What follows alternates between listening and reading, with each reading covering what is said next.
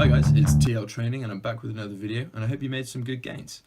So today in this week's episode of Exploring the Gym Bag, we're going to be looking at a slightly less conventional piece of gym equipment, the arm blaster.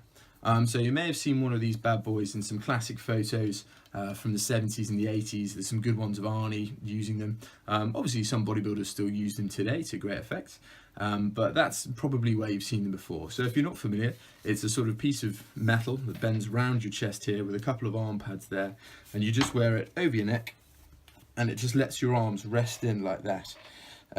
So basically what this does is it eliminates any momentum when you're training your arms. You can't cheat so much with your arms when you're doing your curls, and it really gives you something to press against when you're doing sort of tricep extensions. I usually do them on the cables with the arm blaster, and this really helps you just isolate the muscle you're trying to train. It gets rid of any sort of swinging or as I say, momentum, and just lets you get a bit of a better squeeze and a better contraction. So those are the main benefits of the arm blaster, really.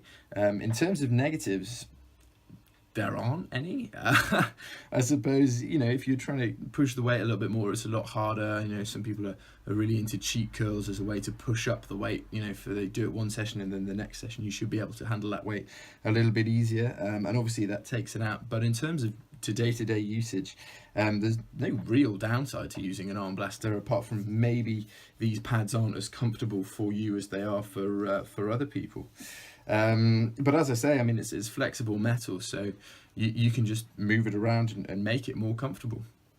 In terms of whether you need to buy one, for beginners, I'd say no, you don't, until you've got like a reasonable amount, 6 months to a year of gym training. I mean, nobody really needs an arm blaster, but if you've got stubborn arms which seem to be refusing to grow, and you've got a bit of spare cash lying around, then yeah, by all means, this might be something you can add to your repertoire and break it out for a few sets here and there.